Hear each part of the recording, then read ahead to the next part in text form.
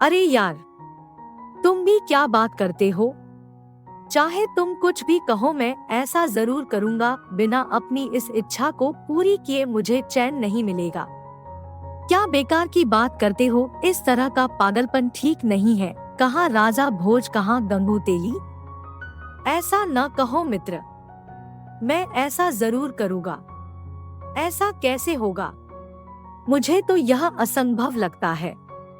न तुम मेरे सच्चे मित्र हो। इस कार्य में तुम ही मेरी कुछ मदद कर सकते। लेकिन मैं क्या कर सकता हूँ इसमें? चाहे कुछ भी करो मित्र, तुम उस खरजाची से मिलो, शायद कुछ बात बन जाए। उससे मिलकर क्या होगा? कोशिश करने में क्या हर्ज है? मेरे लिए एक बार तुम उससे मिलकर तो देख लो। यदि मेरी यह इच्छा पूरी न हुई तो मैं पागल हो जाऊंगा। ऐसी जिद को मैं तो केवल एक पागलपन ही कहूंगा। मेरा कहना मानो, इस ख्याल को ही अपने दिल से निकाल दो। चुपचाप अपने घर चले जाओ। ख्याली पुलाव बनाना छोड़ दो, हवा में महल नहीं बनाया करते हैं।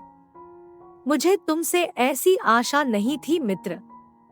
चाहे तुम मेरी मदद न करो, पर मेरा निश्चय अटल है। जब तक मेरी यह इच्छा पूरी नहीं होगी, मैं लौटकर घर नहीं जाऊंगा। मित्र, तुम बड़े जिद्दी हो। मैं तुम्हारा सच्चा मित्र हूँ। आथा, तुम्हारी मदद करना मेरा कर्तव्य है। मैं खजाची के पास अवश्य जाऊंगा। पर फिर भी कहता हूँ कि तुम्हारा यह ख्याल कोई समझदारी का काम नहीं है। मित्र तो कहते हो, मेरा यह ख्याल एक पागलपन ही है, पर मैं भी यूं ही हार मानने वाला नहीं हूँ। यदि तुम इसमें मेरी मदद कर सको तो मैं जीवन भर तुम्हारा आभारी रहूंगा। अच्छा, भगवान से प्रार्थना करो तुम्हारी इच्छा पूरी हो। मैं अवश्य कोशिश करूंगा। इतना कह लकड़हारे का मित्र चुप हो गया। किंतु उसके मेन से रह कर तरह तरह के विचार आ रहे थे। वह सोचता, मनुष्य की बुद्धि का भी क्या कहना। कहाँ यह दरिद्र लकड़हारा जो लकड़ियां काटकर अपना पेट भरता है, और कहाँ राजा का खजांची जिसके पास कमी नाम की कोई चीज ही नहीं है। इस लकड़हारे के मन में आखिर ऐसी बात क्यों आई? कहीं इसका बुरा समय तो नहीं आ रहा है? इसका यह विचार तो ऐसा ही है जैसे एक बौना आकाश के तारे तोड़ना चाहे। क्या इसे अपनी हालत का आभास नहीं है? क्या खजांची इसकी इच्छा पूरी करेगा? विश्वास तो नहीं होता, परंतु मुझे तो मित्र का फर्ज पूरा करना ही है। चाहे इसके लिए मेरी गर्दन ही क्यों न उड़ा दी जाए। क्या इस लकड़हारे के साथ भोजन करने में खजांची का अपमान नहीं होगा? किसी ने ठीक ही कहा है कि नादान मित्र से समझदार दुश्मन अच्छा होता है। यही बात मेरे साथ भी लागू होती है। न इस मूर्ख लकड़हारे से मेरी मित्रता होती और न मैं इस मुसीबत में फंसता। मैं क्या करूं? तभी खजांची के सेवक कहने लगे, मित्रों, थोड़ी देर में हमारे राजा के खजांची महोदय भोजन करेंगे। आप जानते ही हैं कि इस भवन का फर्श सोने का है। उनके बर्तन भी सोने के हैं। यही नहीं, जिन बर्तनों में भोजन बनता है वे भी शुद्ध सोने के ही बने हुए हैं। उनके लिए 36 प्रकार के व्यंजन बनाए जाते हैं। उनका भोजन दुनिया के किसी अन्य व्यक्ति से श्रेष्ठ होता है। खजांची महोदय मानते हैं कि मनुष्य को डोट यह शरीर सुख भोगने के लिए मिलता है, तथा इससे अधिक से अधिक सुख भोगने चाहिए। न जाने यह कब साथ छोड़ दे। सभी लोग खजांची की ओर देखने लगे। लकड़हारा फिर ख्यालों में खो गया। वह मानो सांसें रोककर यह सब देख रहा था। वह भी राज खजांची के महल के सोने के फर्श की चकाचौंध को देखता, कभी उसके बर्तनों की जगमगाहट को, तो कभी उसके सामने रखे विभिन्न पकवानों को। वह कल्पना करने लगा, वह सुंदर वस्त्रों में सजाजा उस फर्श पर बैठा है। आकाश में पूर्णिमा का चांद मुस्कुरा रहा है।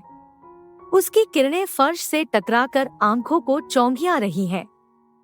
उसके सामने विभिन्न प्रकार के पकवान रखे हैं। सेवक उसके सामने हाथ जोड़े खड़े हैं।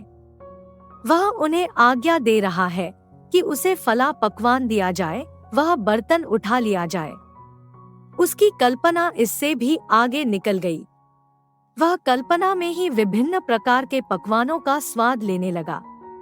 खट्टे मीठे, चरपरे, विभिन्न प्रकार की मिठाइयाँ, सुगंधित व्यंजन, न जाने किन किन पकवानों के स्वाद ले डाले उसने। एकाएक वह अपनी अंगुलियां चाटने लगा। तभी उसका ध्यान टूट गया। वह वास्तविकता के धरातल पर आ गया। उसे बड़ी मायूसी हुई। खजांची के साथ भोजन करने की इच्छा ने उसे बेचैन कर दिया। वाह रे मेरा भाग्य, उसके मुंह से निकल पड़ा। क्या बात है मित्र, उसका मित्र साथी बोला। बात तो तुम जानते ही हो मित्र, जैसे भी हो तुम मेरी यह इच्छा पूरी करो, नहीं तो शायद मैं जी भी नहीं पाऊंगा। मित्र समझ गया कि खजांची के समान जीने के लिए लकड़हारे की इच्छाएं पागलपन की सीमा तक जा पहुंची है। इसके लिए कुछ तो करना ही पड़ेगा। शायद यह सहज में पतला भी नहीं छोड़ेगा। मैं खजांची के पास जाऊंगा, क्या पता इसकी इच्छा पूरी हो जाए। आगे राम जाने। तब तक खजांची भोजन कर चुका था।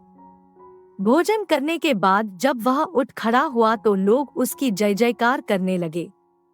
लकड़हारा उसे एकटक देखे जा रहा था। उसके मित्र ने सोचा कि खजांची से कैसे मिला जाए। सहसा उसे ख्याल आया कि उसका एक मित्र राज खजांची के रसोई घर में काम करता है। उसे कुछ आशा बंधी, शायद कुछ काम बन जाए। डूबते को तिनके का सहारा सहारा होता है। इसी आशा से वह उस मित्र को खोजने लगा। किसी तरह वह इहारे को लेकर उसके पास पहुंचा। रसोइये ने उससे पूछा, कहो मित्र, कैसे हो? आज यहाँ आने का कष्ट कैसे किया? क्या कोई विशेष काम है? लकड़हारे के मित्र ने कहा, क्या बताऊं भई, एक बहुत बड़ी समस्या आन पड़ी है। बड़ी आशा से तुम्हारे पास आया हूँ। मैं तुम्हारी क्या सेवा कर सकता हूँ? यदि तुम्हारे किसी काम आ सका तो मुझे बहुत खुशी होगी। मुझे तुमसे यही आशा थी मित्र। मुझे राजा के खजांची से मिलना है।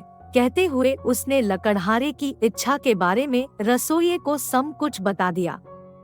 मित्र, तुम्हारी समस्या बड़ी विचित्र है। तुम्हारा काम बनेगा या नहीं यह तो मैं नहीं कह सकता। हाँ, तुम्हें अपने स्वामी से मिला सकता हूँ।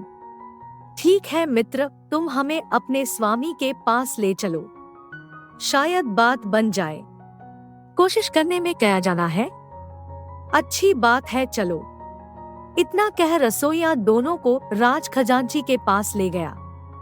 खजांची महोदय भोजन करने के बाद आराम कर रहे थे। अपने रसोइये के साथ दो अपरिचित व्यक्तियों को देखकर उन्हें कुछ आश्चर्य जैसा हुआ। वह बोले, कहो क्या बात है? ये व्यक्ति कौन है? क्या कोई खास बात है? ये मेरे मित्र हैं मालिक। आपके पास किसी विशेष काम के लिए आए हैं। विशेष काम? कैसा विशेष काम? मित्र ने कहा, महाराज, मेरे इस मित्र को एक विचित्र सनक सवार हो गई है। लगता है इसका दिमाग कुछ फिर गया है। क्या बात है? साफ साफ बताओ। महाराज, छोटा मुंह बड़ी बात। यदि आप कहने की आज्ञा दे तो मुंह खोलूं। क्या खजांची इसकी इच्छा पूरी करेगा? विश्वास तो नहीं होता, परंतु मुझे तो मित्र का फर्ज पूरा करना ही है, चाहे इसके लिए मेरी गर्दन ही क्यों न उड़ा दी जाए। क्या इस लकड़हारे के साथ भोजन करने में खजांची का अपमान नहीं होगा? किसी ने ठीक ही कहा है कि नादान मित्र से समझदार दुश्मन अच्छा होता है। यही बात मेरे साथ भी लागू होती है। न इस मूर्ख लकड़हारे से मेरी मित्रता होती और न मैं इस मुसीबत में फंसता। मैं क्या करूं? यदि आपको यह दिल को छू लेने वाली कहानी आपको अच्छी लगी हो तो हमें कमेंट करके बताएं और इस कहानी को शेयर करना ना भूलें।